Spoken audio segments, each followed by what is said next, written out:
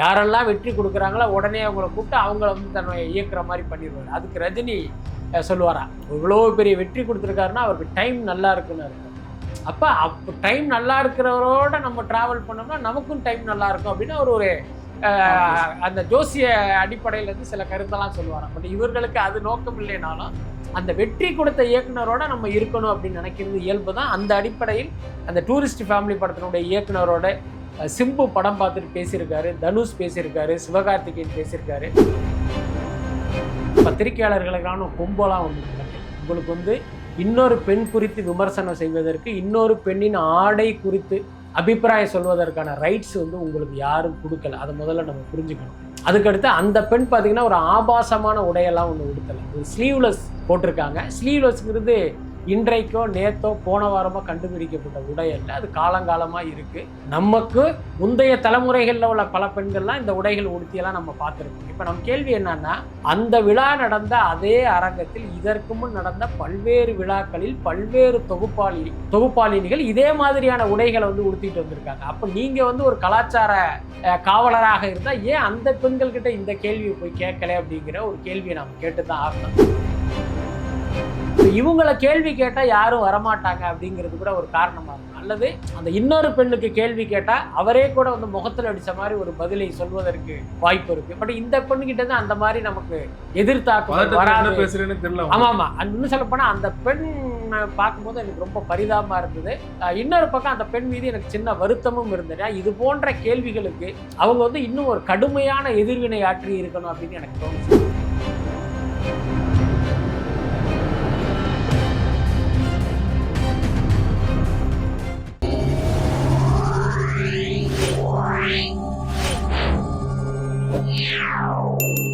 Media circle நேயர்களுக்கு வணக்கம். இன்றைக்கு நம்மோட நேர்காணலுக்காக சினிமா விமர்சகர் வலைப்பேச்சு பிஸ்மி அவர்கள் நம்மோடு இணைந்திருக்கிறார். அவரோடு பேசலாம். சார் வணக்கம். வணக்கம். டூரிஸ்ட் ஃபேமிலி பத்தி சொன்னீங்க, இன்னுமே வெற்றிகரமாக ஓடிட்டு இருக்குது. அந்த இயக்குனர் வந்து பாராட்டி தள்ளிட்டு இருக்காங்க, பாராட்டு மலையில் நடந்துட்டு இருக்காரு. நீங்க கூட போட்டிருந்தீங்க தனுஷ் சிம்பு 2 பேருமே வந்து அவர்கிட்ட வந்து படம் பண்றதுக்கு ரெடியா இருக்காங்க அப்படின்னு சொல்லிட்டு. எந்த அளவுக்கு அந்த டாக் போயிட்டு? இல்லை, உண்மைதான். ஏன்னா எப்பயுமே வந்து சினிமாவில் ஒரு பழக்கம் என்னன்னா, ஒரு பிளாக் பஸ்டர் வெற்றி அடையும் போது இங்கே இருக்கிற நடிகர்கள் எல்லாருமே அந்த இயக்குனரை வந்து நம்மளுடைய அடுத்த படத்துக்கு கமிட் பண்ணணும்னு ஆசைப்படுவாங்க. அதோட அர்த்தம் என்ன அப்படின்னா, இவர் ஒரு பெரிய வெற்றி கொடுத்துருக்காரு, அப்போ இவருடைய 2வது படத்துக்கு ஒரு பெரிய எதிர்பார்ப்பு இருக்கும். அப்போ அந்த படத்தில் நாம் இருந்தோம்னா அது ஈஸியாக பிஸ்னஸ் ஆகும், சீக்கிரமாக பார்த்தீங்கன்னா அந்த படத்துக்கு வந்து ஒரு வெற்றி கிடைக்கும் அப்படிங்கிற அந்த கால்குலேஷன் தான். இன்னும் சொல்லப்போனால் ரஜினி குறித்து கூட சமீபத்தில் ஒரு தகவல், ஆரம்பத்தில் ரஜினி இப்படி தான், யாரெல்லாம் வெற்றி கொடுக்குறாங்களோ உடனே அவங்கள கூப்பிட்டு அவங்கள வந்து தன்னை இயக்குற மாதிரி பண்ணிடுவார். அதுக்கு ரஜினி சொல்லுவாரா, இவ்வளோ பெரிய வெற்றி கொடுத்துருக்காருன்னா அவருக்கு டைம் நல்லா இருக்குன்னு அர்த்தம்.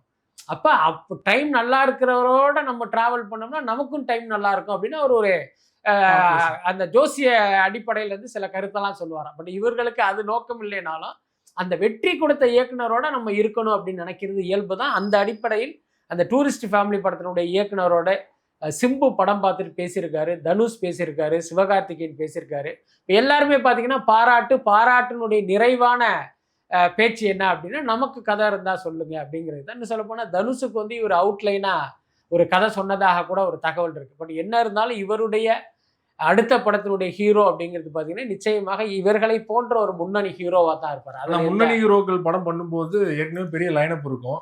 இவருக்கு ஒரு அழுத்தத்தையும் தாண்டி வெயிட் பண்ணுற பீரியட் இருக்கு இல்லையா, அது ரொம்ப லாங் கேப் ஆயிரும் இல்லையா? இல்லை, அது என்ன அப்படின்னா, இப்போ நீங்கள் வந்து இப்போ தனுஷ் கிட்ட இவர் கதை சொல்லியிருக்காருன்னு ஒரு அவுட்லைன் சொன்னதாக ஒரு தகவல் இருக்குது. அது தனுஷுக்கு பிடிச்சிருக்கு அப்படின்னா அவர் என்ன பண்ணுவார் அப்படின்னா, அவரோட லைனப்பில் இருக்கிற ஒரு தயாரிப்பாளரை கூப்பிட்டு, சார் நம்ம இவரோட பண்ணலாம், இவருக்கு ஒரு அட்வான்ஸை கொடுத்துருங்க, இவருக்கு ஒரு ஆஃபீஸ் போட்டு கொடுத்துருங்கன்ட்டு அவரை வந்து உட்கார வச்சுருவாங்க. இப்போ என்னென்னா ஒரு வருஷம் டைம் எடுத்துங்க, நீங்கள் வந்து ஸ்கிரிப்டை ரெடி பண்ணுங்கன்ட்டு இப்போ அவருக்கான டைமை கொடுத்துட்டு இவர் வெவ்வேறு படத்தில் நடிப்பார். இந்த கேப்பில் பார்த்தீங்கன்னா ஒரு படத்தையும் 2 படத்தையும் முடிச்சுட்டு அவர் வந்து சப்ஜெக்ட் ரெடின்னு வரும்போது டப்புன்னு அவரோட போவாங்க. இப்போ அதுக்கு உதாரணம் வந்து குட் நைட் டைரக்டர். அவர் என்னன்னா இந்த மாதிரி வெற்றி கொடுக்குறாரு, சிவகார்த்திகேயன் உடனே அவர் கூப்பிட்டு பாராட்டுறாரு, இப்போ எனக்கு ஒரு கதை இருந்தால் சொல்லுங்கிறாரு. இப்போ ஒரு லைன் சொல்கிறாரு, ஓகேன்ட்டு பேஷன் ஸ்டுடியோவில் வந்து அவரை கமிட் பண்ணி அவருக்கு ஒரு அட்வான்ஸை வாங்கி கொடுத்துட்டு ஆஃபீஸையும் போட்டு கொடுக்குறாங்க.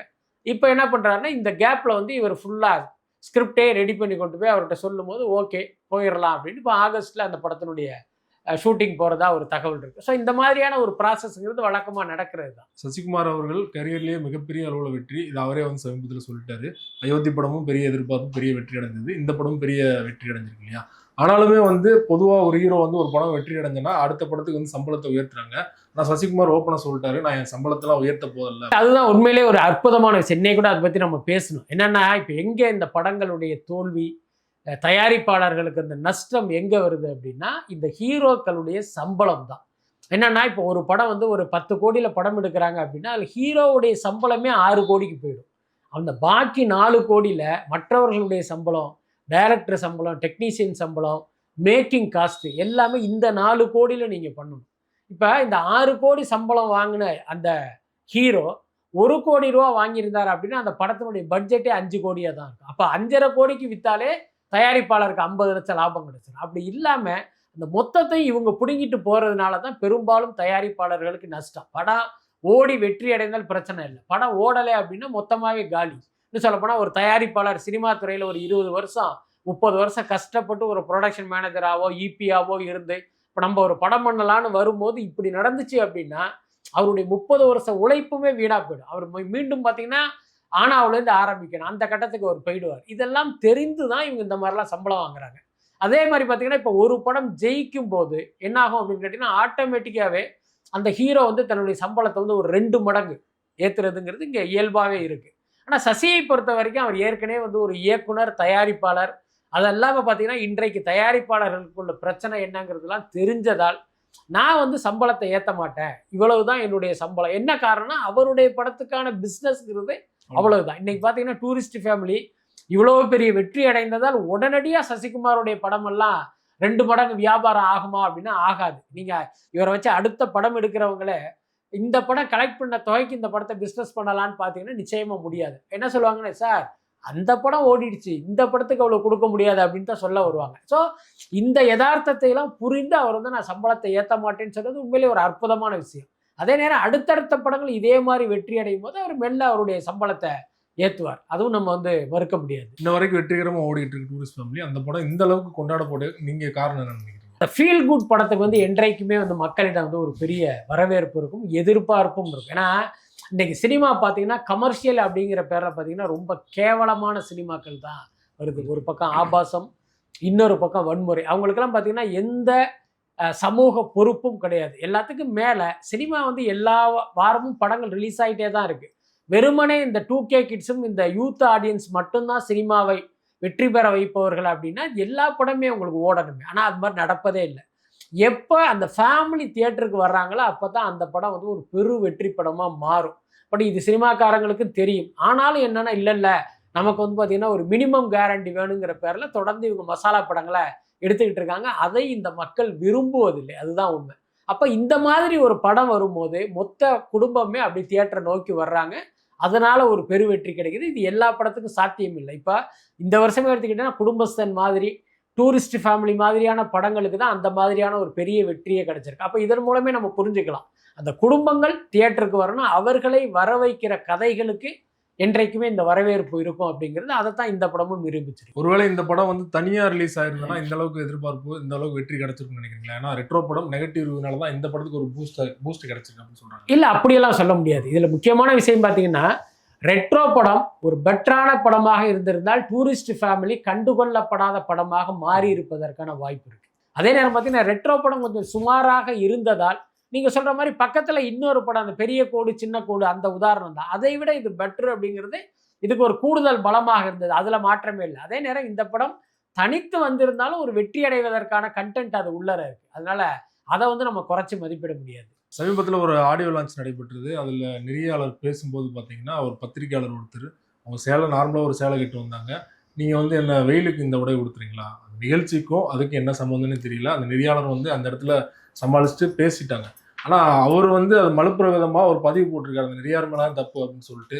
அவருடைய ரொம்ப கொச்சையெல்லாம் அந்த பதிவு இருந்தது. நீங்களும் பார்த்துருப்பீங்க. எப்படி பார்க்குறீங்க? இல்லை, அந்த பதிவையும் நான் பார்க்கல, அந்த விழாவுக்கும் நான் நேரில் போகலை. அதே நேரம் நானும் கேள்விப்பட்ட தகவல் தான். பட் நீங்கள் குறிப்பிடுற அவர் வந்து ஒரு சீனியர் பத்திரிகையாளர் தான். பட் அதுக்காக பத்திரிகையாளர்களுக்கான கொம்பெல்லாம் ஒன்றும் முளைக்கலை. உங்களுக்கு வந்து இன்னொரு பெண் குறித்து விமர்சனம் செய்வதற்கு, இன்னொரு பெண்ணின் ஆடை குறித்து அபிப்பிராயம் சொல்வதற்கான ரைட்ஸ் வந்து உங்களுக்கு யாரும் கொடுக்கல. அதை முதல்ல நம்ம புரிஞ்சுக்கணும். அதுக்கடுத்து அந்த பெண் பார்த்தீங்கன்னா ஒரு ஆபாசமான உடையெல்லாம் ஒன்று உடுத்தலை, ஒரு ஸ்லீவ்லெஸ் போட்டிருக்காங்க. ஸ்லீவ்லெஸ்ங்கிறது இன்றைக்கோ நேத்தோ போன வாரமோ கண்டுபிடிக்கப்பட்ட உடை அல்ல. அது காலங்காலமா இருக்கு. நமக்கு முந்தைய தலைமுறைகள்ல உள்ள பல பெண்கள்லாம் இந்த உடைகள் உடுத்தியெல்லாம் நம்ம பார்த்திருக்கோம். இப்ப நம்ம கேள்வி என்னன்னா, அந்த விழா நடந்த அதே அரங்கத்தில் இதற்கு முன் நடந்த பல்வேறு விழாக்களில் பல்வேறு தொகுப்பாளினிகள் இதே மாதிரியான உடைகளை வந்து உடுத்திட்டு வந்திருக்காங்க. அப்ப நீங்க வந்து ஒரு கலாச்சார காவலராக இருந்தா ஏன் அந்த பெண்கள் கிட்ட இந்த கேள்வியை போய் கேட்கல அப்படிங்கிற ஒரு கேள்வியை நம்ம கேட்டுதான் ஆகணும். பட் நமக்கு என்ன வருத்தம் அப்படின்னா, அது பத்திரிகையாளரா இருக்கட்டும் அல்லது சினிமாக்காரர்களா இருக்கட்டும், இது போன்ற பொதுவெளிகளில் அபத்தமாகவும் ஆபாசமாகவும் பேசினால் அங்கிருப்பவர்கள் தட்டி கேட்கணும்.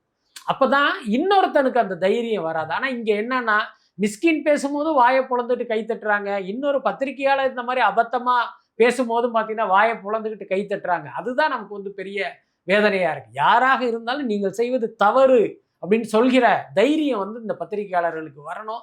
ஆனா இந்த தலைமுறையில் இருப்பவர்களிடம் அந்த தைரியம்லாம் இல்லாமல் போனது ஒரு பெரிய துரதிர்ஷ்டம் தான். நீங்க சொல்ற மாதிரி பல வெளியில தெரியிற டிவில பணியாற்றுற பல ஆங்கர்ஸ் வந்து தொகுத்து வழங்கியிருக்காங்க. ஆனா இந்த பெண் வந்து ஏற்கனவே கூல் சுரேஷன் பார்த்தீங்கன்னா இந்த பெண்ணுக்கு தான் மாலை போட்டாரு. இப்போ இந்த பொண்ணை தான் வந்து பத்திரிகையாளர் இந்த மாதிரி வந்து பேசுறாரு இல்லையா? ஸோ தொடர்ச்சியா அப்படி நடக்கிறத எப்படி எடுத்துக்கிறது? எப்பயுமே பார்த்தீங்கன்னா எளியவர்கள் மீது தான் அந்த தாக்குதல், இது போன்ற தாக்குதல்கள்லாம் அதிகமாக இருக்கு. நீங்க சொல்ற மாதிரி பல ஆங்கர்கள் வந்து இதைவிட மோசமான உடைகள் உடுத்தியெல்லாம் வர்றதை நம்ம பார்க்குறோம். அப்படி இருக்கும்போது ஏன் இந்த பெண்ணு மேலே அப்படின்னா, இப்போ இவங்களை கேள்வி கேட்டால் யாரும் வரமாட்டாங்க அப்படிங்கிறது கூட ஒரு காரணமாக இருக்கும். அல்லது அந்த இன்னொரு பெண்ணுக்கு கேள்வி கேட்டால் அவரே கூட வந்து முகத்தில் அடித்த மாதிரி ஒரு பதிலை சொல்வதற்கு வாய்ப்பு இருக்கு. பட் இந்த பெண்ணுகிட்ட தான் அந்த மாதிரி நமக்கு எதிர்த்தாக்குதல் வராது. ஆமா ஆமா, இன்னும் சொல்ல போனா அந்த பெண் பார்க்கும்போது எனக்கு ரொம்ப பரிதாபமா இருந்தது. இன்னொரு பக்கம் அந்த பெண் மீது எனக்கு சின்ன வருத்தமும் இருந்தது. இது போன்ற கேள்விகளுக்கு அவங்க வந்து இன்னும் ஒரு கடுமையான எதிர்வினை ஆற்றி இருக்கணும் அப்படின்னு எனக்கு தோணுச்சு. அப்படி பண்ணியிருந்தாதான் எதிர்காலத்தில் இது போல வேற யாருக்கும் கேள்வி கேட்கிற தைரியம் வராது. ஸோ அந்த இடத்துல வந்து அவங்க எதை நீங்க சொன்ன மாதிரி அந்த பதட்டத்திலோ அல்லது அந்த அதிர்ச்சியிலோ வந்து அவங்க வந்து சரியா ரியாக்ட் பண்ணாம போயிட்டாங்க. மிஸ்கின் பத்தி பேசுனீங்க. சமீபத்தில் மிஸ்கின் மீண்டும் ஒரு சர்ச்சை கிளப்பியிருக்காரு. அவருடைய திரைப்படம் ட்ரெயின் வந்து விரைவில் வெளியாக இருக்குது. விஜய் சேதுபதி நடிப்புல, தானு அவர்கள் தயாரிப்புல. அந்த படத்தோட கதையவே முழு கதையவே மேடையில் சொல்லிட்டாரு. இது வந்து ப்ரொமோஷன் எடுத்துக்கிறதா இல்லை உணர்ச்சி வசப்பட்டு சொல்லிட்டாரு எடுத்துக்கிறதா? இல்லை, அது எப்படி எடுத்துக்கிட்டாருங்கிறது தெரியல. பட் அப்படி சொல்றத எந்த தவறும் இல்லைன்னு நான் நினைக்கிறேன். ஒரு படத்துல என்ன இருக்குங்கிறத நீங்க சொன்னா அது உண்மையிலேயே பார்த்தீங்கன்னா கேட்பவர்களுக்கும் பார்ப்பவர்களுக்கும் ஒரு ஆர்வத்தை தூண்டும்ல. இன்னும் சொல்ல போனால் நிறைய பேர் என்ன நினச்சிட்டு இருக்காங்க, படத்தோட கதையை சொன்னால் மக்கள் தியேட்டருக்கு வரமாட்டாங்க அப்படின்னு சொல்கிறாங்க. அதை விட ஒரு முட்டாள்தனமான கருத்து எதுவுமே கிடையாது. ஏன்னா கதைன்னு நீங்கள் பார்த்தீங்க அப்படின்னா எல்லா படங்களுக்குமே பார்த்தீங்கன்னா ஒரு சிமிலாரிட்டி இருக்கும். அதெல்லாம் பார்த்தீங்கன்னா ஒரு ஷோவுக்கு பிறகு எல்லாருக்குமே கதை தெரிஞ்சிடும். அப்படி இருக்கும்போது அந்த படம் எப்படி ஒரு வாரம் ஓடுது, 10 நாள் ஓடுது? சினிமாவை பொறுத்த வரைக்கும் கதையை விட திரைக்கதை தான் முக்கியம். ஒரு விஷயத்தை இவன் எப்படி சொல்கிறான் அப்படிங்கிறது. இப்போ எவ்வளோ படம் பார்க்குறப்போ ஒரு விஜய் படத்தை எடுத்துக்கிட்டீங்க அப்படின்னா அதில் ஒரு பிரகாஷ் ராஜுடைய ஃபோட்டோ ஒரு போஸ்டரில் பார்க்கும்போது இப்போ நமக்கு தெரியும் இவர் ஹீரோ, இவர் வில்லன். படம் முடியும் போது இவர் செத்து போயிடுவார், இல்லைனா இவர் அவரை போட்டு மிதிக்க போகிறாருங்கிறது நமக்கு தெரியும். அதெல்லாம் தெரிஞ்சு தானே நம்ம உள்ளே போகிறோம். நம்ம நினச்ச மாதிரி தான் அது இருக்கும். அப்போ அங்கே என்ன வித்தியாசப்படுது அப்படின்னா, நாம் நினைத்ததை விட நினைத்ததற்கு மாறாக அங்கே பார்த்தீங்கன்னா காட்சிப்படுத்தப்படும் போது நமக்கு அது வந்து புதுசாக தெரியும். எல்லாத்துக்கும் மேலே ஒரு பெரிய உதாரணம் குஷிங்கிற படம். அந்த படத்தினுடைய கதையை அந்த படத்தை ஆரம்பிக்கும் போதே என்ன சொல்லுவாருன்னா, இந்த குழந்தையும் சேர போகிறாங்க. அந்த கிளைமாக்ஸே எஸ்.ஜே. சூர்யா சொல்லிட்டு தான் படத்தையே ஆரம்பிப்பார். அடடா அப்படிதான் விஷயமா, அப்போ நான் வீட்டுக்கு கிளம்புறேன்ட்டு யாரும் முதல் எந்திரிச்சு போல இல்லை. அது எப்படி அப்படிங்கிற அந்த சுவாரஸ்யம் தான் அந்த 2.5 மணி நேரம் ஆடியன்ஸை உட்கார வச்சது. அதனால் என்றைக்குமே கதையை விட திரைக்கதை தான் முக்கியமானது. அதனால மிஸ்கின் சொன்னது வந்து பெரிய தவறாக எனக்கு தோணலை. ஆனால் ஒரு நடிகராக விஜய் சேதுபதியோ ஒரு தயாரிப்பாளராக தானுவோ இதை எப்படி எடுத்துப்பாங்க? இல்லை, அவங்க வந்து நிச்சயமா அதிர்ச்சி அடைஞ்சிருப்பாங்க. அதில் மாற்றம் இல்லை. ஏன்னா தயாரிப்பாளர் தானு வந்து ஒரு வியாபாரி. அவர் என்னடா இந்த கதையை வந்து இவர் போய் சொல்லிட்டாரு அப்படின்னு வந்து அவர் வருத்தப்படுவதற்கு வாய்ப்பு இருக்கு. எல்லாத்துக்கும் மேலே இந்த படம் ட்ரெயின்னு நீங்கள் பேர் வச்சிட்டீங்க. படம் முழுக்க ஒரு ட்ரெயின்லேயே நடக்குது அப்படின்னு நீங்கள் சொல்லிட்டீங்க. இப்போ இதுவே பார்த்தீங்கன்னா படத்துக்கு வந்து ஒரு சின்னதான ஒரு செட்பேக் தானே. என்னது படம் முழுக்க ஒரே ட்ரெயினில் நடக்குதா, ஐயா போர் அடிக்குமேனு பல பேர் நினைத்திருப்பதற்கு வாய்ப்பு இருக்கு. அப்போ மிஸ்கின் சொன்ன இந்த விஷயத்தை பார்க்கும்போது அடடா அந்த ஓடுற ட்ரெயினில் இவ்வளோ விஷயம் இருக்கா, அப்போ ஏதோ ஒன்று இருக்கும்டான்ட்டு அதுவே அவனுக்கு ஆர்வமாக மாறுவதற்கு வாய்ப்பு இருக்கு. ஸோ இதை பாசிட்டிவாக பார்த்தா அது வந்து படத்துக்கு மைனஸ் கிடையாது, நிச்சயமாக ப்ளஸ் தான்.